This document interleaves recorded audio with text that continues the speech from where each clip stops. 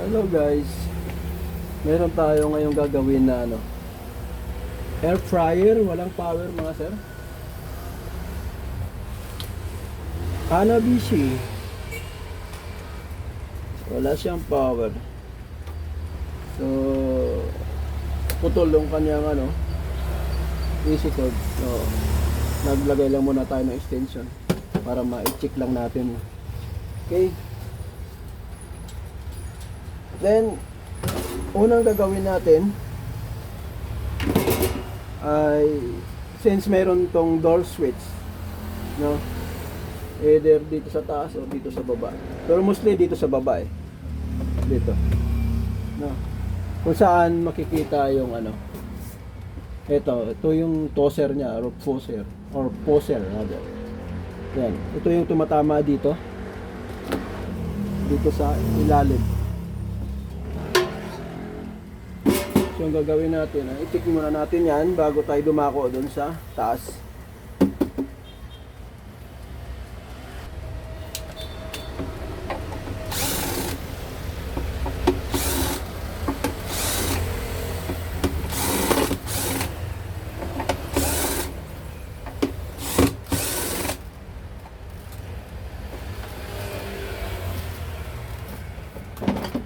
Yun. So parang madali itong gawin or tanggalin yung ilalim compare doon sa ibang air fryer. Maraming tinatanggal bago mo makalat ito. Cover sa ilalim. Then i-check natin ito. Ito po yung door switch nya. Ayan.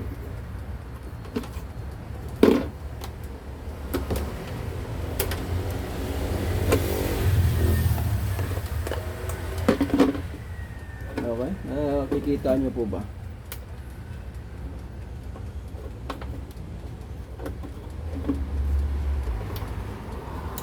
So good yung door switch. So i-remove muna natin to para hindi siya bumitin-bitin. Yan. Nagdako tayo rito sa taas. Sorry po sa namamalat po ako. I-remove natin tong cover.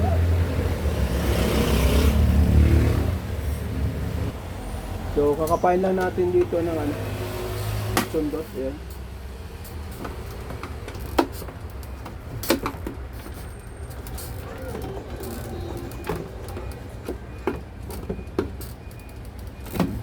Medyo matigas itong side na to.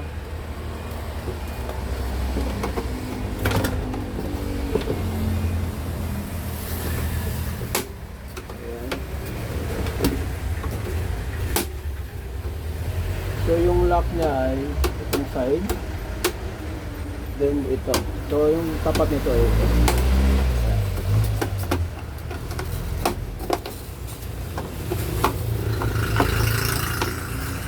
Matigas ito sa bila.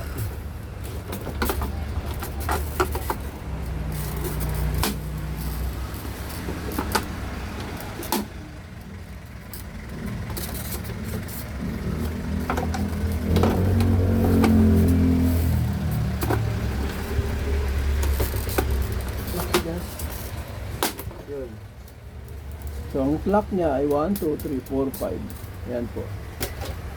So may takip. Ba't kaya tinakpan to? Okay. Try natin, alisin muna itong mga na to. Alikabok. Then mayroon ditong 4 na screw sa taas.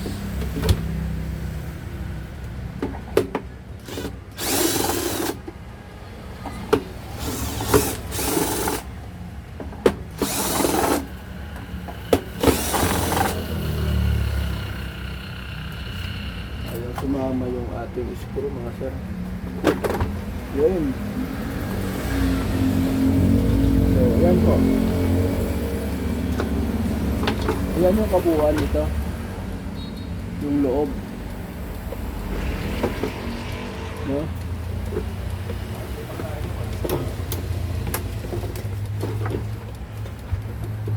So ang hanapin natin dito mga sir ay yung kanyang thermal fuse, which is itong wire na to, itong kasagot niya, no? Nasa loob nasa loob siya.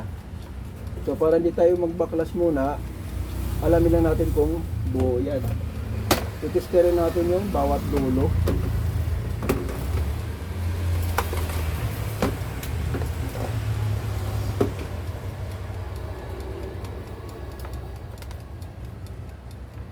So yung dulo nito ay ito at ito.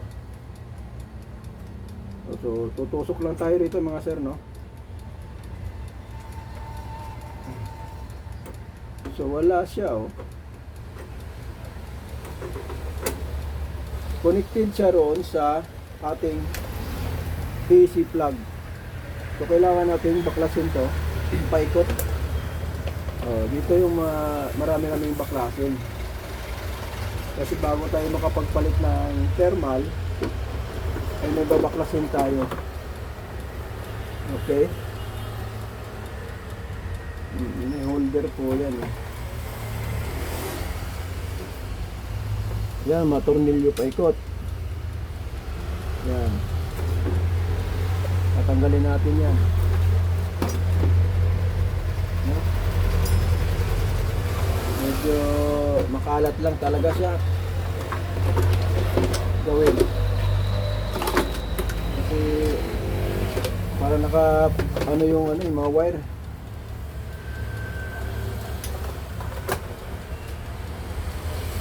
So ito, remove natin yung screw.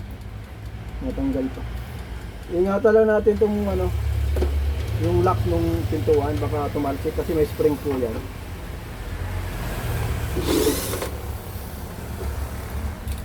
Walang magnet yung ating screwdriver, nahuhulog na natin.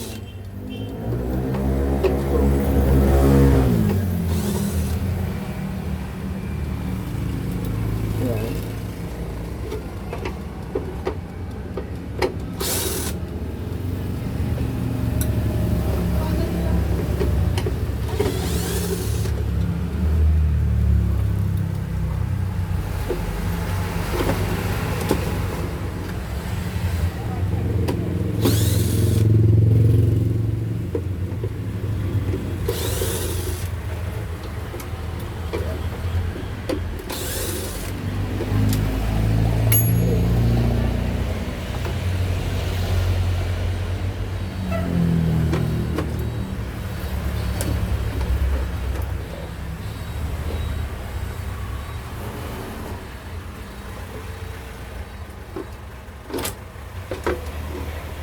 Yan.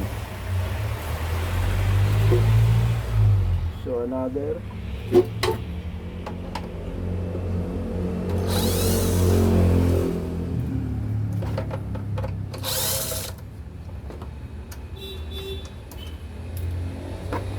Kaya yung paggagawa ng air fryer ay medyo matrabaho mga sir kasi ang daming screw na tatanggalin.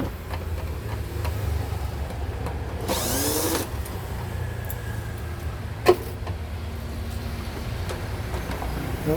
Dito yung thermal fuse natin.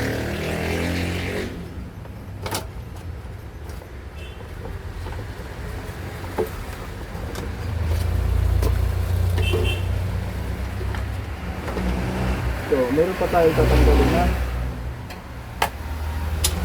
3 tornilyo.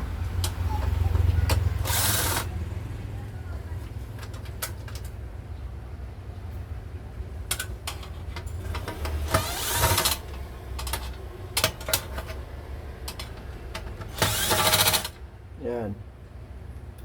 Stainless to, hindi to kakapit sa magnet natin. So mag-iingat-ingat lang tayo mga sir. Ito, tulad nito. Baka makalimutan nyo, tumalsik yan. Para sa pintuan po yan.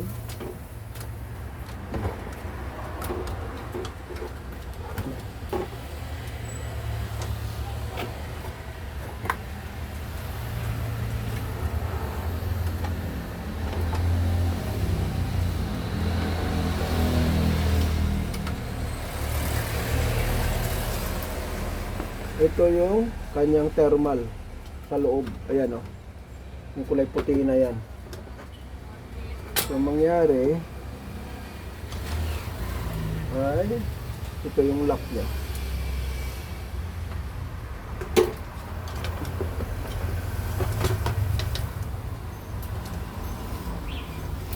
Yung iba naka ano eh,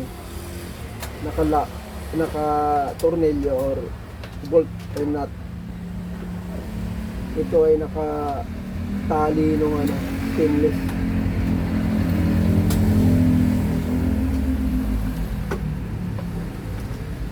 Ayan. So dapat tanggalin natin tong ano, itong ating blade para hindi tayo mahirapan.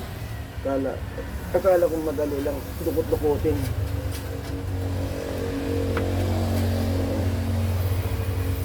Remove na nga lang natin to.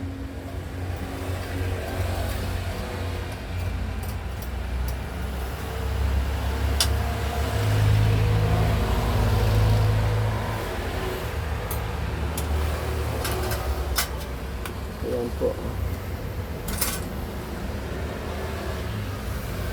Pwede na siyang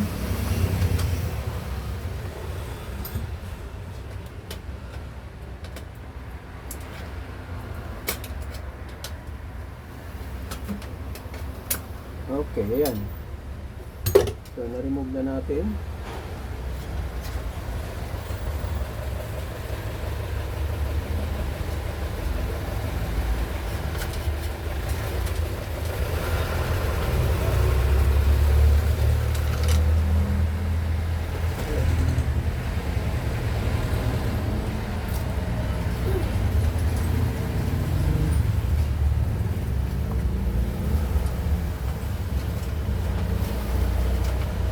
Yan po yung thermal fuse niya.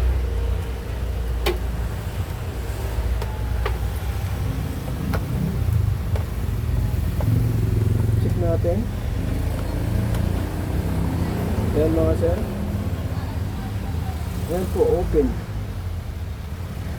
So, papalitan natin ang thermal fuse. So, ito lang yung ating papalitan pero ang dami nating kinakalas.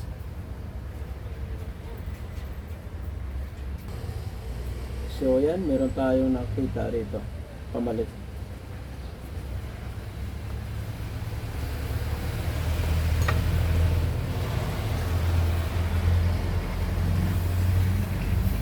Okay. Since wala akong crimper, so ang ginagawa ko mga sir ay ito, binibend ko lang to.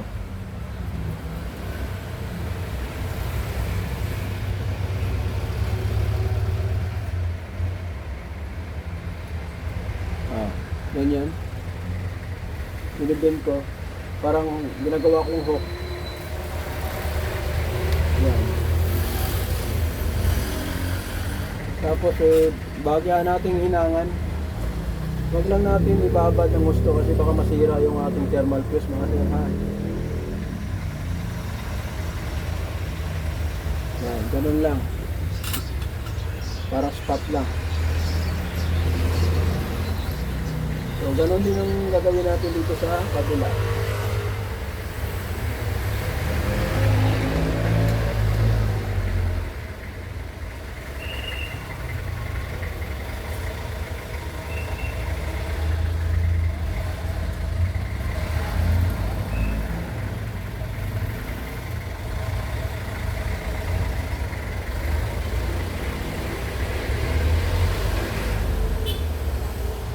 Okay? So, same pa rin. Maglalagay lang tayo ng konting tingga. Ganun. Okay? Then, suot natin dito. Wait. Double check natin yung ating thermal fuse. Okay? Good. Suot natin dito.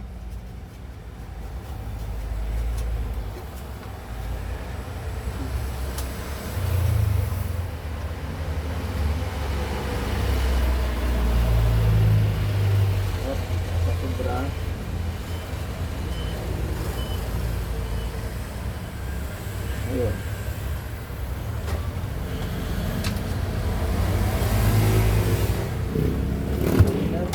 Balik natin yung kanyang holder. Yan. Hello. And then isusuot natin dito sa kanyang butas.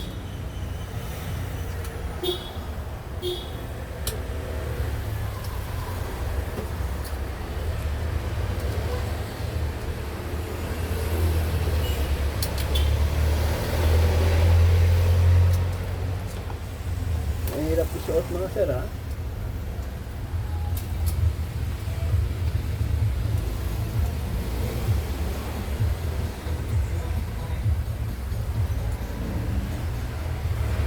Right. Ayan mga sir, naisuot din natin sa wakas. Medyo mahirap siyang anuhin.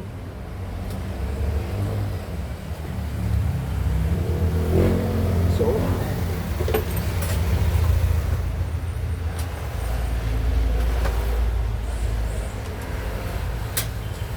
ayan. Okay.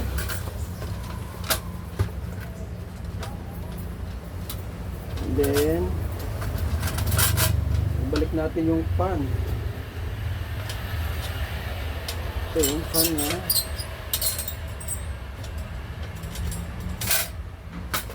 yun.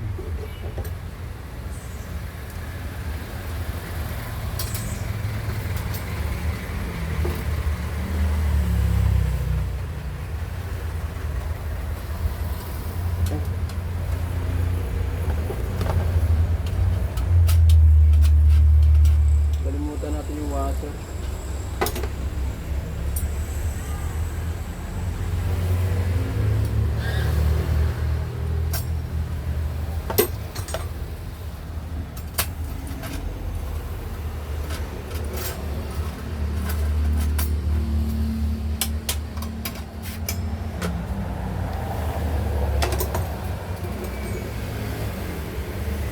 Okay, sunod ay yung ating mga tornilyo mga sir.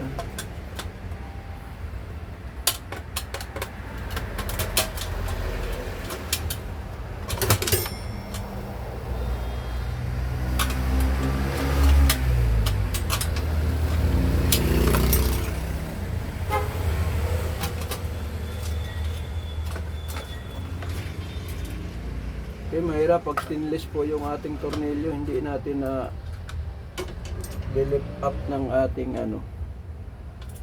ating screwdriver.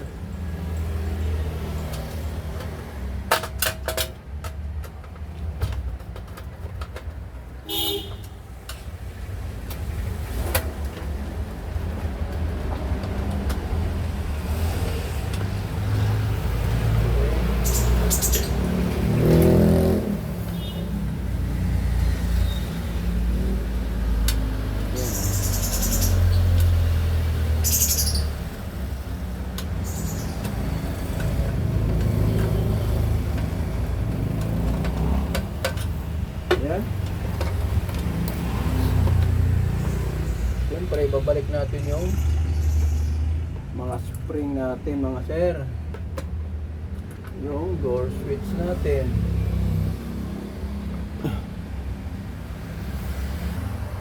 And then, andito na yung ating door lock. Okay, lalagay na natin to.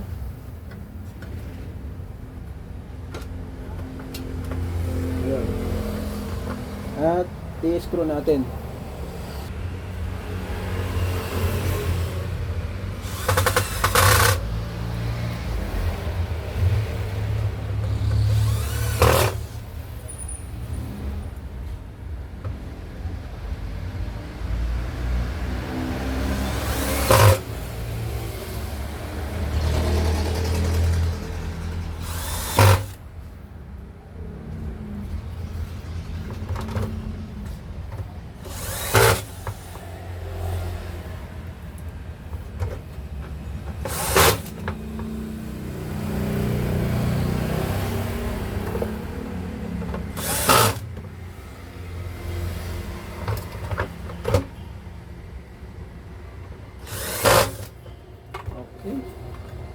check natin yung fan. Okay.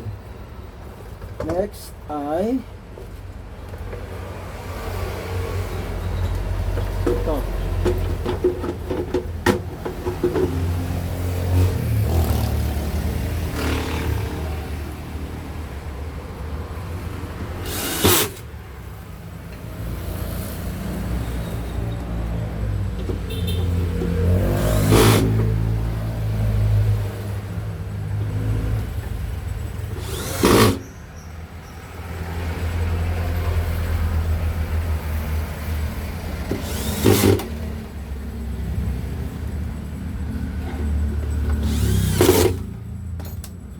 Okay.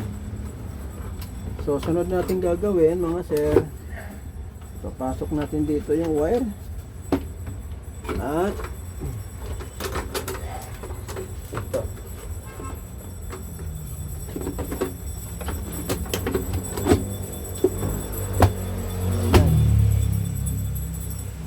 Okay. Ganon. Then of course, yung ating wire connector para sa ating door switch. Okay.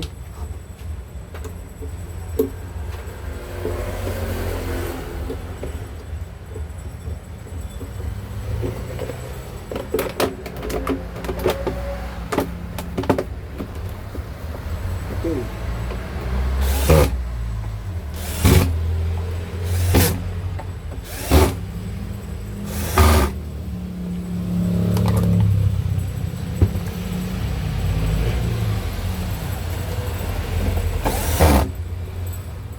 Next,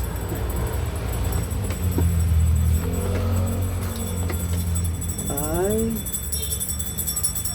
yung screw natin dito, lalak natin.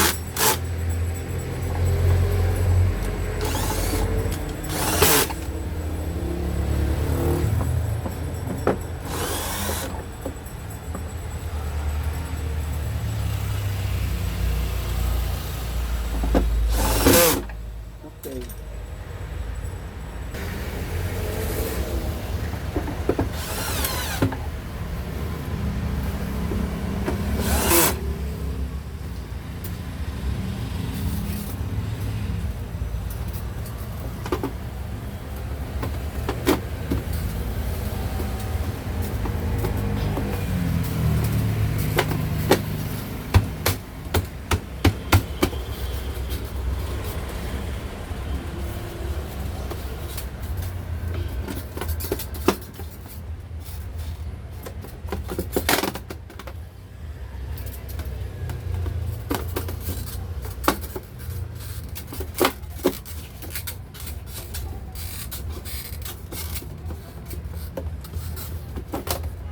No?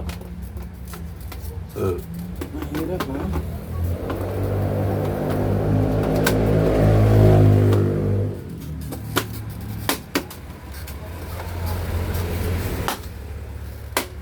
Okay. Kailangan didiin natin. Okay, moment of truth mga sir. Lagay natin yung kanyang tawag ito, tray or door. Then plug natin mga sir. Okay, meron na siyang, nakikita nyo yan, tsaka umaandar na yung fan. Yan, ito yung power switch nya, ay power indicator.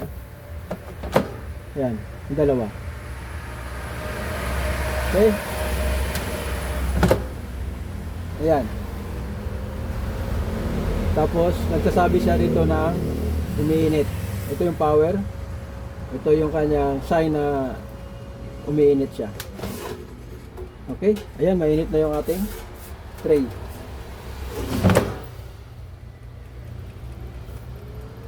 Yan po yung paggawa ng ating air fryer na Hanabishi. Thanks for watching guys, and don't forget to follow and subscribe. At sa hindi pa po nakasubscribe sa aking channel, please do subscribe. Malaking tulong po sa akin mga sir yan. Maraming salamat. Happy New Year!